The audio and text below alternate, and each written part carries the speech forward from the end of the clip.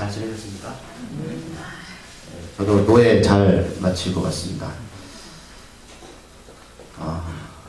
노예를 하다 보면 많은 목사님들도 오고 또 뭐 교회에서 여러 가지 분들을 만나게 되는데 뭐 여러 가지 느끼게 되는 것 같아요. 네, 느끼는 것 같고 제 나름대로 또 하나님 안에서 어떻게 교회가 갈 것인가라는 생각을 하게 되고 또 기도도 하게 되고 그런 것 같습니다. 사람이 참 욕심이 있는 것 같아요. 사람이 살면서 욕심이 없을 수 없지만 참 욕심 가운데 살아가는 게 인생인 것 같습니다. 이번에 성경교회에서 했는데 말씀드렸지만 리모델링은 굉장히 멋있겠어요. 돈이 조금밖에 안 들었대요. 30억 정도 들었는데 네, 보면 야 목사가 그 부분에서 우리도 저렇게 했으면 좋겠다라는 마음이 들었으니 그렇죠? 여러분들도 그런 마음을 사시면서 참 어쩔 수 없는 것 같아요. 현실 가운데 눈에 보이는 것, 듣는 것들, 멋진 것을 보면 마음이 이렇게 쏟게 되잖아요. 근데 그걸 우리가 믿음 가운데 살아가야 되는데 참 그게 잘 이렇게 육과 영의 어떤 그런 대치가 반전하는 것 같다는 생각이 드는 것 같아요. 우리 교회도 커지면 저렇게 할까? 라는 생각이 들기도 하고 저렇게 했으면 좋겠다? 라는 생각이 들기도 하고 여러분들 살면서 그런 마음을 많이 먹을 거 아니에요. 우리가 인생을 살아가면서 자족하는 믿음을 가지고 사는 게 얼마나 은혜이고 기쁜지. 그런데 참 생활하다 보면 삶이 우리가 그렇게 만들어 놓지 않는 것 같아요. 오늘 사도행전에 계속 보고 있지만 바울 선생님이 대단한 것은 단순하게 그 복음을 전해서 고난을 당해서 그런 것이 아니라 끝없이 자기의 과거의 삶과 싸우고 영광과 싸우면서 하나님 원하시는 삶을 끝까지 다른 박제를 하는 그 믿음인 것 같아요. 제가 볼 땐 그 믿음이 아름다운 것이지 어떻게 보면 그가 어디 가서 복음을 전하고 능력이 나타나고 그것은 다음 순서가 아닌가라는 생각이 듭니다. 오늘 지난주에 비시드 안독에서 바울과 바나바의 복음 선포를 인해서 많은 유대들과 그 다음에 경건한 이방 사람들이 예수님을 믿게 됩니다. 하지만 그 유대인들 중에 바리새인들은 그 복음을 듣고 반응이 좀 달랐어요. 어떤 반응이냐면 시기와 반박과 비방으로 반응하게 됩니다. 그런 것 같아요. 우리가 어떤 상황에 닥쳤을 때 그것을 받아들이는 입장과 또는 그것을 들었을 때 이렇게 시기와 반박과 비방으로 하는 것들이 이렇게 항상 공존하는 것 같습니다. 이에 바울과 바나바는 그들에게 하나님께서 창세 때부터 하나님께서 예수님을 통해서 이 구원의 문제를 작정하셨다, 완성하셨다 이렇게 말씀을 하셨어요. 그래서 이스라엘 백성들이 너희들은 먼저 이 복음을 들을 수 있는 그런 자격을 얻었는데 스스로 자격을 버렸다라고 성경 기록을 있거든요. 그러니까 우리가 하나님 안에 은혜를 먼저 받은 자들이 있습니다. 하나님께서 사랑하셔서 여러 가지 어떤 계획을 통해서 그 계획을 어떤 은혜를 주셨는데 스스로 자격을 버리는 사람이 있다는 거예요. 어쩌면 목사인 저도 그렇고 여기 계신 분들도 그렇고 내가 힘든 상황 가운데도 하나님께서 은혜를 허락하셔서 먼저 믿을 길을 허락하셨잖아요. 근데 스스로 그 자격을 버려요. 왜냐하면 결국은 말씀드렸던 바리새인들은 자기가 사는 인생과 복음하고 서로 맞지 않는 거예요. 그러니까 내가 복음을 받아들이면 내가 살아온 삶을 내려놔야 되는데 그게 쉽지 않으니까 복음을 듣고서 차라리 이것을 비방과 시기와 반박으로 내치는 겁니다. 우리 목사들도 그렇거든요. 왜냐하면 목회를 하다 보면 참 타협할 일이 굉장히 많습니다. 여러분들 그럴 거예요. 더 많을 거예요. 그러다 보면 내가 복음이 귀해서 그것을 내가 정말 가치 있게 받아들이고 인생 가운데 쭉 가야 되는데 오늘 이들처럼 스스로 자격을 버려요. 왜요?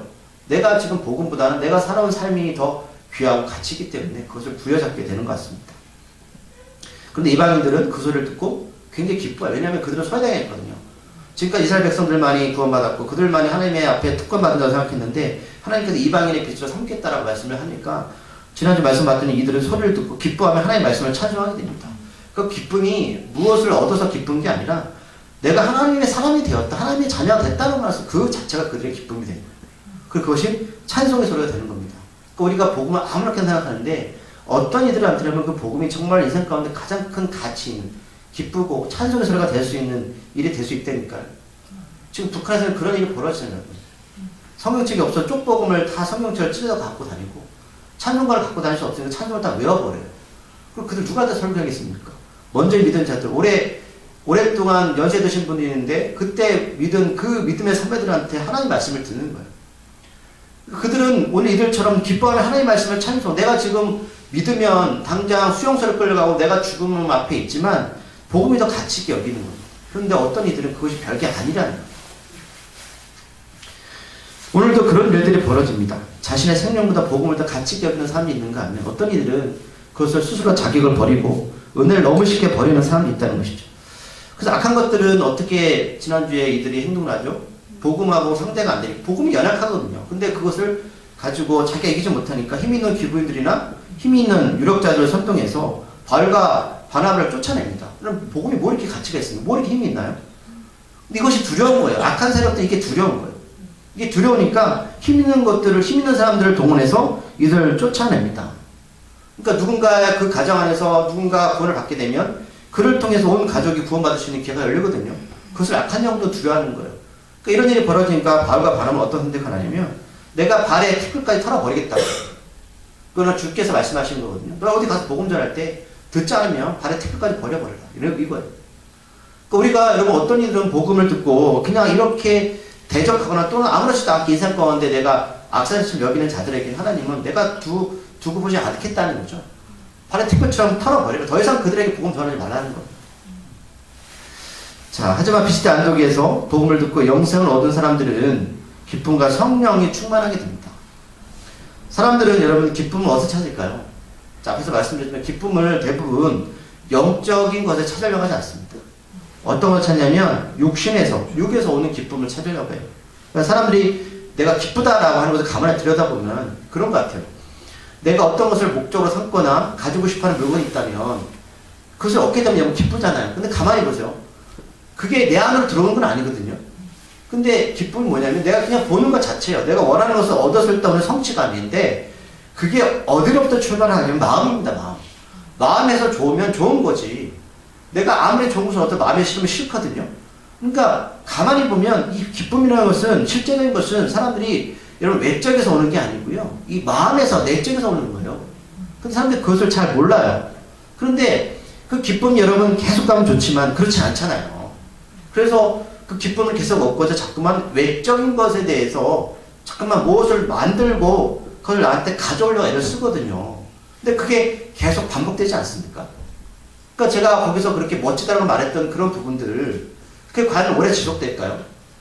많은 사람들이 거기서 보았던 그 기쁨은 일시적이라는 거예요. 그 사람들이 이것을 계속적인 것을 얻기 위해서 뭐 하냐면 좀 더 쾌락전을 쫓아가는 거예요.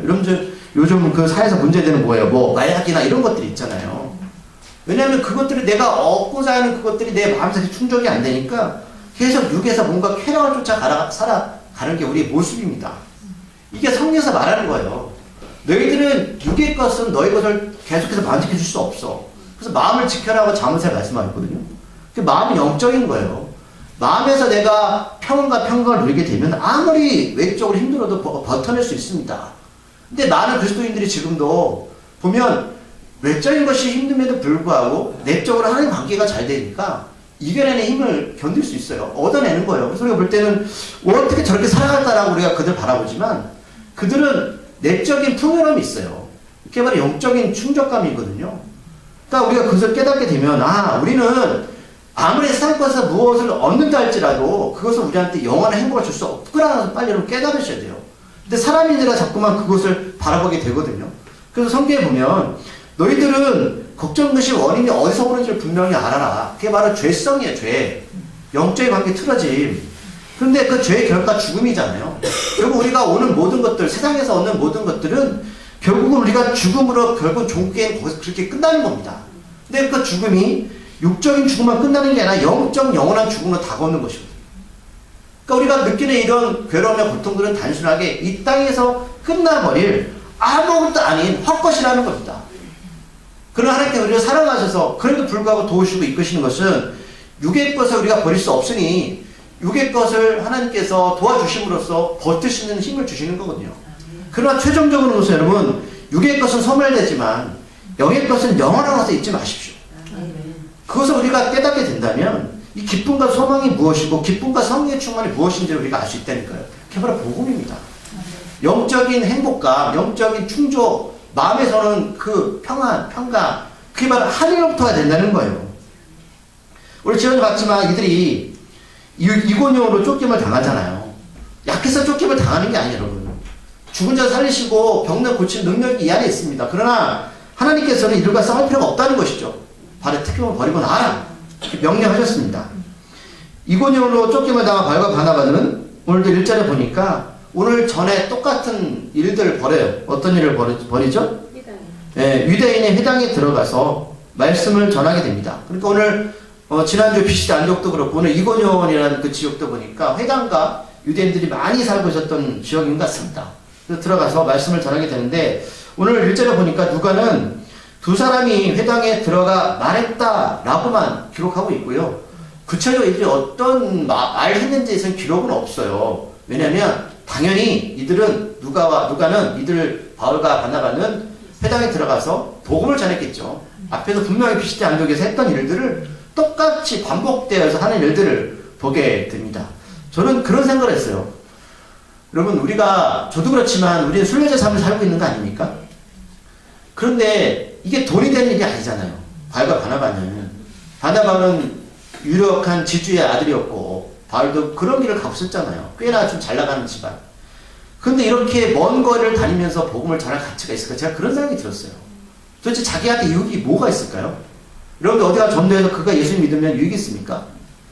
이토록 그들은 모든 것을 내던지고 이렇게 복음에 매달릴 이유가 뭐냐는 거예요. 그리고 그 깊이 한번 우리가 좀 생각해 볼 필요가 있다는 거죠. 우리가 이 땅에서는 하나님 앞에 단순하게 인생을 살아가면서 내가 인생에 올인하는 그것도 행복한 일이겠지만 하나님이 하는 것도 가치 있지 않을까? 그 가치가 무엇일까라는 좀 생각을 해보셔야 될 것 같아요. 후반절에 보니까 유대와 헬라의 많은 무리들이 주님을 믿게 됩니다. 똑같은 일이 벌어지죠. 그러니까 여기서 이 두 명이 여러분 한 게 무슨 프로그램이나 어떤 것들을 한 게 아니죠. 지금처럼 뭐 거창하게 사람들 초청해가지고 뭐 잔치를 벌인 겁니까? 그게 아니라 순수하게 복음만 전한 거예요. 말씀만 전한 거예요. 여기는 유대인은 아시면 헬라인은 그리스도인들이잖아요. 마게도니아 지역들, 그러니까 지금 로마가 이 지역을 점령하기 전에는 잘 아시는 그 알렉산더 대왕이 거의 전 세계를 제패했잖아요. 유럽 지역과 아시아 지역을. 그게 헬라인들이거든요. 그러니까 많은 문화, 철학 사상들은 그쪽에 이렇게 전파된 것을 볼 수 있습니다. 그러니까 믿는다는 것은 여러분, 우리가 참 보면 단순한 것 같지만 너무 놀라운 일이거든요. 예수님이 삶의 주인 되시고 구원 되신다는 사실을 우리가 증인으로 살 수 있는 겁니다. 제 말씀으로 참 이렇게 복음을 갈망하고 여러분 유지하는 자들은 반드시 은혜를 받게 되었습니다. 근데 말씀드렸지만 해당에서 이들은 하나님의 말씀을 다 배웠거든요. 구약에서 토라, 율법과 선지자 말씀을 배웠어요. 율법이 말씀을 창세기, 출애굽기, 레위기, 신명기, 민수기 이게 토라거든요. 그런데 여기 안에서 이들은 예수님을 발견하지 못했다는 거예요. 이들은 읽으면서 하나님의 말씀인지 아는데 도대체 여기서 무슨 내용을 얘기하는지 잘 몰랐다는 하나님은 알지만 근데 이것은 예수님 십자가 죽음과 부활 이후잖아요. 그러니까 이들이 복음이라는 것은 뭐냐면 지금 신약은 없었으니까 구약에 있는 말씀 가운데 그 얘기를 하는 거야. 이 모든 말씀이 누구 얘기하는 것이다? 예수님 얘기하는 거예요. 그래서 사람들은 구약에 예수님 얘기 없잖아요. 근데 이때니까요. 이게 복음이에요, 여러분. 구약을 알아야만 신약을 알 수 있는 거거든요. 그러니까 이들이 말씀을 알았지만 예수님을 발견하지 못했다는 거예요. 근데 이런 일들이 저는 지금도 벌어진다고 생각을 해요. 사람들이 종교적인 생활을 하는데 예수님을 발견하지 못합니다. 이걸 깨닫는 게 여러분 복음이거든요. 창세기부터 요한계시록까지 예수님을 이야기하는 거거든요. 그렇게 구약에서 바울은 그냥 이야기할 때 자기 생각을 얘기하는 게 아니라 보았지만 시편이나 이사야서나 하박국 말씀을 인용하면서 설명하는 게 뭐예요? 그들은 말씀을 알고 있었지만 구약의 말씀을 알지만 거기서 이 모든 말씀이 예수님을 예언했다라는 것들을 이해 못했습니다. 그걸 풀어주니까 그제서야 이 이야기가 예수님의 이야기였구나. 예수님의 예언의 말씀이었구나. 그걸 알았다는 거예요. 그러니까 여러분 예수님을 믿는 것과 아는 것은 다른 거예요. 우리가 사람들이 믿음이라고 말하지만 정말로 내 안에 믿음에서 예수를 알고 있는가? 여러분 예수님 여러분 삶 가운데 들어오셔서 여러분들 구원하시고 인도하시고 나의 구원자 사실 여러분 믿고 계십니까? 알고 계십니까? 내 것을 믿었다면 알고 있다면 그것을 누군가에 설명할 때는 똑같은 방식으로 얘기해 줄 수 있어야 되는 거예요. 내가 어떻게 구원 받았다라는 것을. 그냥 내가 교회 열심히 다녀. 누차 말씀드리지만 직분이 있어요. 이게 아니라니까요. 그게 내 안에 있는가라는 거예요, 정말. 자, 그런데 2절에 보니까 BCD 안독에 일어났던 일들이 동일하게 일어납니다. 뭐라 기록되어 있죠? 순종하지 않는 유대인들이 이방인들의 마음을 선동해서 형제들에게 악한 감정을 품게 합니다. 그렇다면 누가가 이것을 기록했대. 그러면 순종하지 않는 게 뭘 순종하지 않는다는 말씀일까요? 뭘 순종하지 않는다는 거예요? 말씀이죠. 구약에 있는 말씀을 순종하지 않는 것. 분명히 구약에 있는 말씀이 기록되어 있는데 이게 예수님이야 라고 기록되어 있는데 그것을 믿지 않는 게 여러분 순종하지 않는 거예요. 사람들은 말해요. 순종이 뭡니까? 그럼 너무 단순한 이야기입니다. 순종은 뭐냐면 복음을 믿는 게 순종이에요. 근데 그게 믿지 않는 게 순종이거든요. 근데 사람들은 어떻게 생각하면 교회에서 무엇을 시키고 무엇을 하면 그게 순종 생각해요. 여러분 목사의 말을 여러분 따르는 게 순종이 아닙니다. 말씀을 복음을 믿는 게 순종입니다. 오늘 분명히 주가가 그렇게 기록하고 있어요. 순종하지 않는 유대인들이 이방인들의 마음을 선동했다는 거예요. 그러니까 앞에서 말씀드렸지만 악한 영들이 여러분 사람의 마음을 선동합니다. 그리고 어떻게 하냐면 그 형제들에게 악한 감정을 품게 해요. 교회 공동체 여러분 사랑이라고 말하잖아요. 사랑이 뭐냐면 하나님의 뜻을 쫓는 거예요. 말씀을 쫓는 게 사랑의 표시입니다. 말씀을 창조하셨죠. 말씀 예수님이거든요. 하나님을 사랑하고 이웃을 사랑하시는 게 본뜻이 뭐냐면 바로 하나님의 말씀을 내가 믿는 겁니다. 이게 사랑이고 순종의 표시예요. 그러면 내가 순종하지 않는다는 게 뭐냐면 하나님이 이 66권에 기록된 하나님의 말씀 본인의 뜻을 우리가 따르지 않는 게 불순종입니다. 너무나 이게 당연한 이치거든요. 그러니까 그것은 사람의 마음을 사로잡아서 악하게 만들어요. 그러니까 공동체 하는 사람들 여러분 서로 미워하고 시기하는 가장 근본적인 문제가 뭐냐면 그들이 하나님의 말씀을 믿지 않기 때문입니다. 그럼 그 원인을 잘 찾으셔야 돼요. 왜 교회 안에 그런 일이 벌어지냐면 사람들이 예수 믿지 않는다니까요. 믿는 과정에 믿지 않는 거예요. 그게 불순종이에요. 그래서 그들이 결과가 뭐라고요? 마음을 선동해서 악한 감정을 품게 만드는 거예요. 여러분 가정도 마찬가지고 모든 게 교회 공동체도 마찬가지예요. 왜 부부가 저도 그렇지만 왜 살아가면서 악한 감정과 선동이 나는지 아십니까? 우리가 말씀을 믿지 않기 때문에요. 하나님의 말씀은 뭐예요? 평강이잖아요. 그렇죠? 그것을 믿고 따라가는 게 가정이고 교회 공동체거든요. 그걸 내가 믿지 않는 거예요. 여러분 그 분명한 의미를 분명히 아셔야 돼요. 불순종보다 복음을 믿지 않는 게 불순종입니다. 자 여기서 여러분 말씀드렸지만 교회 공동체 안에서 일어났던 그 사단의 계략은 두 가지였어요. 뭐라고요? 먼저 말씀을 순종하지 않게 만듭니다. 그리고 두 번째는 뭐예요? 마음을 선동해서 서로 악한 감정, 미운 감정을 품게 하는 게 여러분 사단의 계략입니다. 여러분 이것을 잘 파악하셔야 돼요. 여러분들 보세요. 우리가 왜 교회 공동체에 들어오고 가정들이 왜 회복되지 않는 이유가 여기 있는 거예요. 이럴 때 바나바의 선택은 뭐예요? 오늘 6절에 보면 이들이 이렇게 마음을 선동하고 악한 감정을 품게 했을 때 싸우지 않습니다. 그들은 이고년을 떠나서 6절도 보면 떠나왔지만 이미 알고 도망을 합니다. 여러분 도망했다는 뜻은 이들이 겁나서 도망하는 게 아니에요. 7절의 의미에 보면 이들이 왜 이렇게 하는지 알아요. 여러분 복음이 힘이 없어 그런 게 아닙니다. 하나님이 능력이 없어 그런 게 아니에요. 왜냐하면 하나님께서 정리하실 겁니다. 그냥 두시는 겁니다. 제가 이따 말씀을 드릴게요. 그러니까 사탄은 이렇게 비진리로 사람들을 선동해서 끌고 가는 거예요. 교회 모든 문제가 이렇거든요. 우리가 얼마 전에 그 PD수첩에 나왔던 영상을 봤어요. 서울에 뭐 큰 교회였습니다. 몇만 명이 만 명 모이는 교회인데 교회 갈라져가지고 1층에서 예배드리고 나머지는 또 위에서 예배를 드려요. 그런데 그게 법정에서 싸움이 붙은 건데 여러분 그 승리자가 누구인 것 같으세요? 만약에 1층에 있는 그분들이 승리하면 그게 승리입니까? 아니면 나머지 층에서 예배드리는 분들 승리하면 승리예요? 여러분 하나님 보시기에 마음이 찢어지는 거예요. 그거 외부 사람들이 믿지 않는 걸 보기에는 다 똑같은 사람들입니다. 여러분 사단이 그렇게 일을 하는 거예요. 거기 가장 큰 아픔은 예수 그리스도였어요. 승리자 아무도 없어요. 근데 그렇게 서로 싸우는 시절이 됐다는 거예요. 사단이 그렇게 일하는 걸 잘 보셔야 됩니다. 자, 사도행전에 이제 3절을 넘어가면 누가가 처음으로 쓰는 단어가 나오는데 어떤 단어냐면 바울과 바나바를 칭해서 사도라는 장면이 나오거든요. 여기 처음으로 사도행전의 기록 사도는 지금까지 누구였냐면 예수님이 선택한 12명의 제자였습니다. 바울은 사도가 아니었어요. 여러분. 그래서 바울이 이것 때문에 사도를 계속 보시면 굉장히 마음이 아팠던 사람입니다. 자기 예수님을 영접했어요. 그래서 만났죠.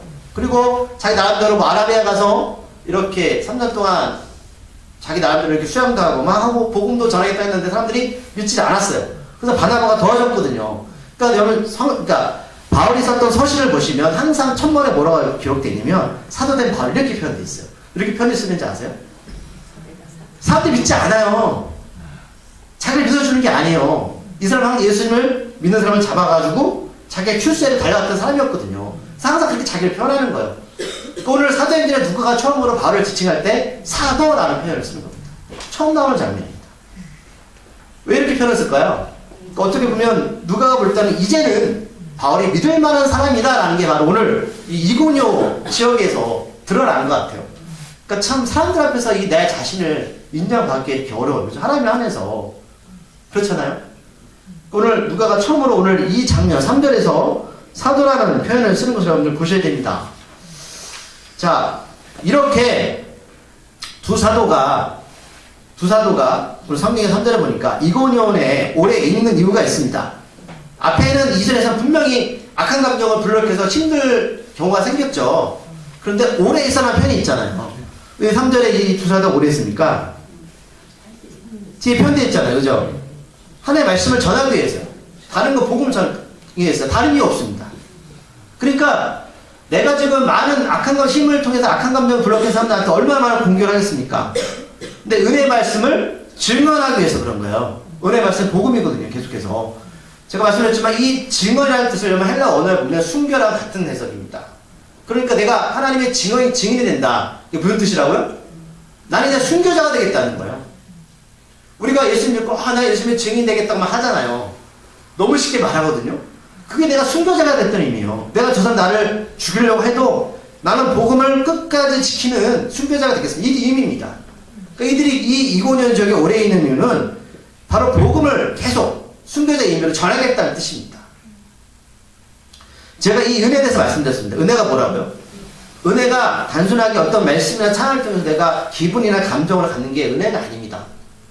그리고 그 은혜 아니에요? 그냥 감정이에요, 감정. 그러면 그걸 잘 구분하셔야 돼요. 그래서 목사님 은혜 받았습니다. 사람들이 그러는데 여러분 설계에 이런 은혜 받는 게 뭐냐면 구약신앙 말씀드렸잖아요. 하나님의 절대적인 사랑, 예수 때 은혜, 십자가를 통해서 내가 구원받았다. 나는 정말 구원받은 사람이야. 나는 예수님과 동행하는 사람에게 은혜예요. 그런데 은혜를 받았다는 것은 내가 증인의 삶을 살겠다는 겁니다. 그 사람들 쉽게 은혜 얻을 때만 은혜가 흔들리죠. 왜 흔들리는지 아세요? 기분과 감정에 내가 휩쓸려 가는 거예요. 어떨 때 좋고 어떨 때 싫은 거예요. 그 은혜 아닙니다. 그건 내 감정이에요. 오늘 이 두 사도가 여기 오래 있다고요? 이분들이 만약에 은혜 받다고 하면 기분의 감정에 따르면 여기 오래 있어야 됩니까? 있으면 안 되죠. 은혜 받은 게 뭐냐면 내가 어떤 상이 됐든 복음을 증거하겠다, 죽겠다는 각오가 은혜예요. 그냥 은혜 받은 사람이에요, 여러분. 다른 게 아닙니다. 그걸 잘 정립하셔야 돼요. 그 의미에 대해서. 그런데 이런 상황 가운데 주님이 도와주시죠. 두 사도를 통해서 표적과 기사를 행하게 하십니다. 그러니까 어려울수록 하나님의 능력이 강하게 임하게 되는 겁니다. 여러분 기적과 표적을 함부로 말하지 마세요. 왜냐면 죽을 수도 있습니다. 하나님 아무 때나 임하시는 게 아닌데 이 표적과 기적의 두 단어가 이렇게 함께 쓰여지는 표현은 공간보기엔 별로 없어요. 마태, 마가, 누가, 요한에는 기적과 표적이 따로 기록되어 있지 기적과 표적이 일어났다 이렇게 같이 쓰여진 장면이 두 군데밖에 없습니다. 어디냐면 마태복음 24장 24절하고요 요한복음 4장 48절 이 두 군데밖에 두 단어가 함께 사용돼요. 왜일까요? 그만큼 이 사도행전에 기록된 이 사항은요 굉장히 위험한 순간이라는 거예요. 그럴 때 하나님께서 강력하게 기적과 표적을 보여주고 경험케 하시는 장면이라는 겁니다.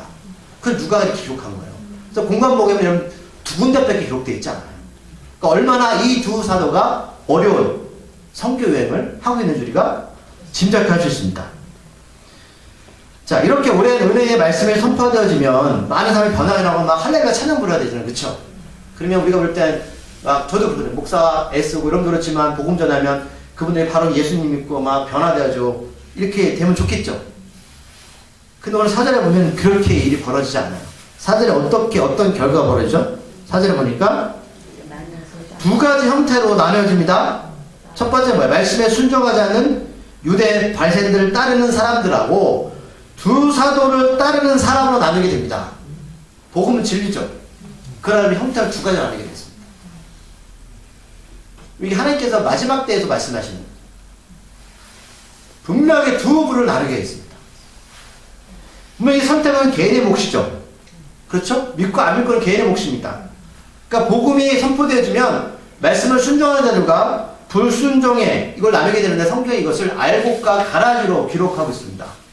근데 이 부분이 이 비유가 마태복음 13장하고 24절 30절까지 기록되어 있거든요. 이 부분에 대해서 어떤 비유냐면 하나님께서 천국을 위해서 좋은 씨를 밭에 뿌리시는 장면이 나옵니다.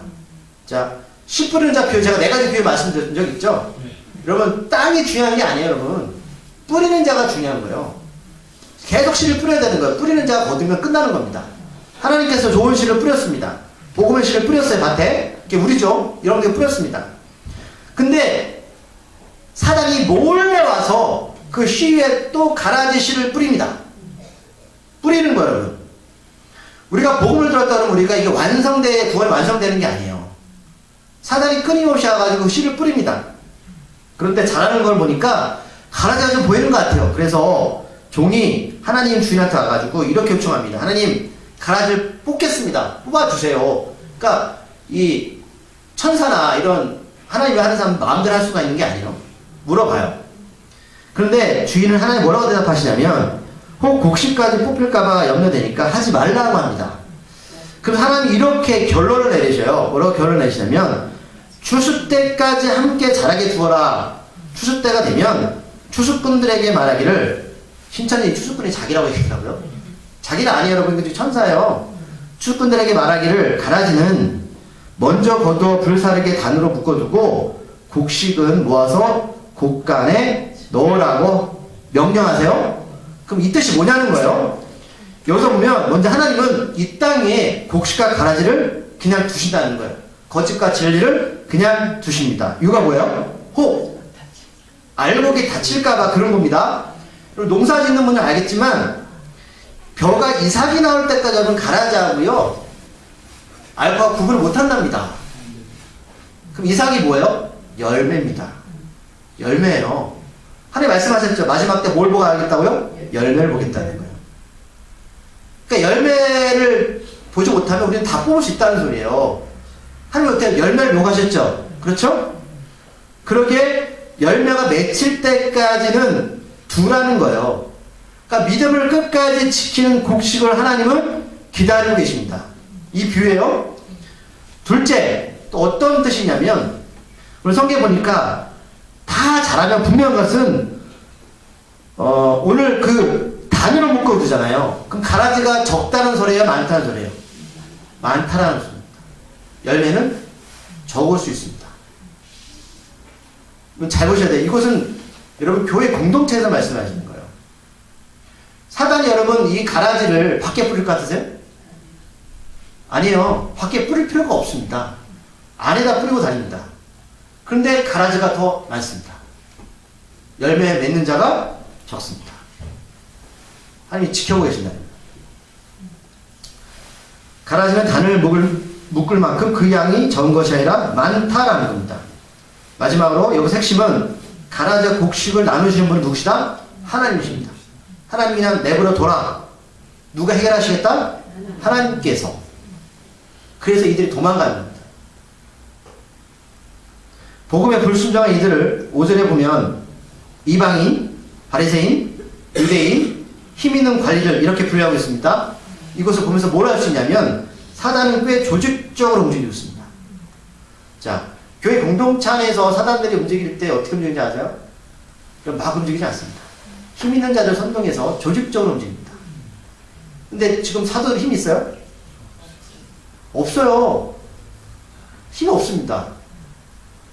이들은 두 사도들 모욕하고 돌로 치려고 달려들고 있습니다. 이건 스데반을 이렇게 죽였죠. 이들은 이렇게 죽입니다. 돌로 쳐 죽여요. 율법에 의해서. 모욕한다는 것은 어떻게 하냐면 그 사람의 마음을 휘어짜는 거예요. 그러니까 여러분들이 이걸 잘 보셔야 돼요. 사단이 우리를 흔들어 놓을 때 어떻게 흔들어 놓냐면 마음을 흡입합니다.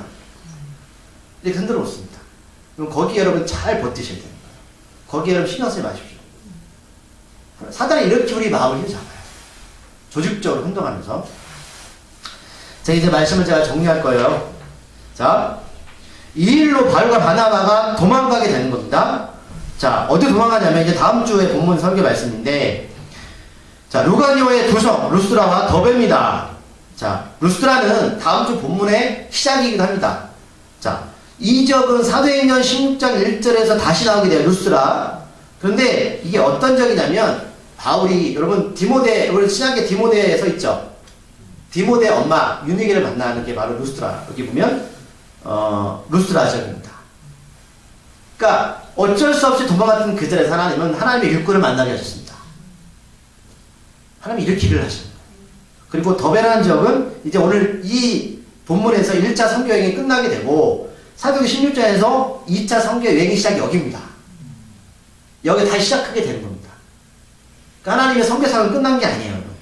계속 끊임없이 하나님의 복음을 방해하고 사단은 조직적으로 힘있게 움직이지만 하나님은요 새롭게 또 일을 시작하시게 됩니다. 자, 6절에서 두 사도가 박해 때문에 도망가게 됐죠. 이 도망은 단순하게 자신들에게 일어난 일 때문에 두려워서 우리가 이들이 도망간 것이 아님을 마지막 7절에서 알 수 있습니다. 7절 말씀을 다 함께 읽어보겠습니다. 7절 말씀입니다. 시작. 거기서 복음을 전하리라. 아멘. 왜 갔다고요? 복음을 전해서 가는 겁니다. 우리가 여러분 약한 자 같지만 약한 자가 아닙니다. 하나님께 일을 하시는 거예요. 그럼 여러분 본문에 읽으실 게 뭐냐면 사단들의 전략입니다. 이렇게 움직이는 거예요. 이렇게 일을 합니다. 하지만 하나님은 하나님의 방법대로 하십니다. 가라지와 알곡을 그냥 주실 거예요. 열매가 맺힐 때까지 지켜보고 계십니다. 그런데 다시 말씀드리지만 이것은 교회 안에서 일어나는 겁니다. 죄송하지만 교회 밖의 일이 아니에요. 네. 사단이 그렇게 멍청하지 않습니다. 자, 사람들이 복음을 듣고 다 회개하고 주께 돌아오는 것은 절대 아닙니다. 그렇죠? 읽었죠? 나누게 되죠? 나뉩니다. 그런데 목회를 하시는 분들이나 외국의 선교사님들을 보면 하나님이 아니라 자신이 어떻게 해보려고 합니다. 저도 그랬거든요. 여러분 그거 하나의 방법 아닙니다. 하나님 뭐요? 내가 할 거야 말씀하십니다. 그래서 복음을 선포하고 열심히 하는데 회심한 이가 적고 사람들이 변하지 않으면 실망합니다. 우리가 목회할 때 가장 큰 실수, 여러분 마찬가지. 여러분들 복음을 전할 때 저 사람이 변하지 않을까, 예수님 믿지 않지, 그 우리 복 아니에요. 제가 성경 구절을 이제 찾아다가 말씀 마칠 거예요. 우리 고린도전서 3장 6절 7절 말씀을 찾아보겠습니다. 고린도전서 3장 6절 7절까지의 말씀입니다. 자, 265쪽입니다. 265쪽.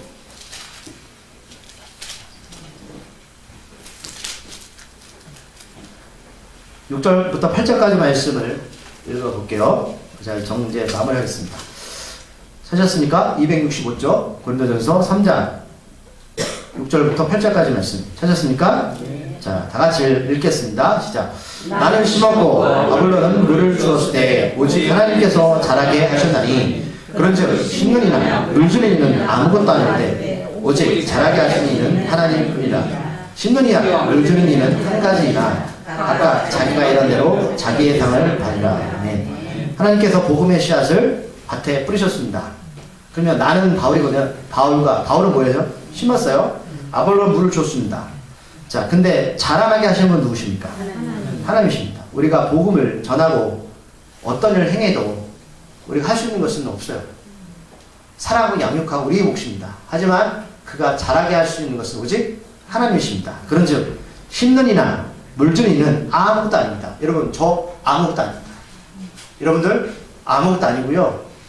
죄송합니다. 바울과 바나바도 아무것도 아닙니다. 이건 겸손함이죠. 수고 많이 했죠. 그러니까 바울이 얼마나 하나님 앞에서 겸손한지 알 수 있습니다. 오직 자라게 하시는 분은 하나님이시다. 그래서 심는 이와 물 주는 이는 한 가지나, 그러니까 뭐 심는 거나 물 거나 우리가 다 똑같은 일을 하는 거예요. 여러분들 이 은사에 맞게, 달란트에 맞게 지체 역할을 감당할 때에 각각 자기가 일한 대로 자기의 상을 받을 것이다. 하나님께 여러분들에게 각자 맡은 거에서 여러분 나중에 판단하실 겁니다. 네. 오늘 복음도 뿌려졌지만 결국은 바울과 바나바가 할 수 있는 것은 없어요. 마지막 자라게 하시는 것은 하나님이십니다. 그리고 거기에 맞게 하나님께 나중에 하시겠죠. 네. 오늘 말씀의 여러분 핵심입니다. 우리가 이 땅에 살아가면서 여러분 많은 것을 하는 것 같지만 결국 하나님께서 하셔야 돼요. 여러분 사업이나 직장도 마찬가지입니다. 열심과 내가 무엇을 하는 것 감사한 일이죠. 아까 앞에 말씀드렸지만 우리 이제 한집사님 이제 김종집사님 새롭게 또 장소를 이전해서 하실 거고 김태입자님도 마찬가지고 여러분 각자 사업자 시장 아이를 키우는 문제도 마찬가지인 것 같아요. 우리가 할 수 있는 것은 여러분 심고 물을 주는 것 뿐이에요. 나머지는 하나님께서 하셔서 열매를 맺게 하셔야죠. 그리고 거기에 맞게 하나님께서 책임지실 겁니다. 자, 여러분들 다 기도할 때마다 항상 이렇게 하는 게 뭔지 아세요? 하나님 저 가정 사업 잘 되게 해주시고 저도 그렇게 기도해요. 그럼 제가 이렇게 기도할 때 하나님 뭐 하나님 뜻 가운데 뭐 저지 뭐 권한을 주시더라도 잘 해결해 주셔서 그렇게 기도 안 해요. 저도 속물적으로 기도해요 하나님 앞에. 그런데 결론은 하나님께서 하셔야 돼요. 잊지 마십시오.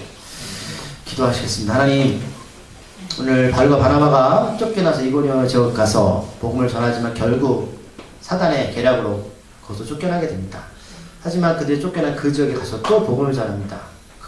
그들이 힘이 없어서 약해서 그런 것이 아니라 우리가 하나님 앞에서 정말 겸손하게 갈 수 있는 것, 하나님은 그들에게 더 이상 해줄 수 있는 게 없는 것, 우리가 복음을 받았다면 열매를 맺을 때까지 정말 잘 자라게 하여 주시옵소서.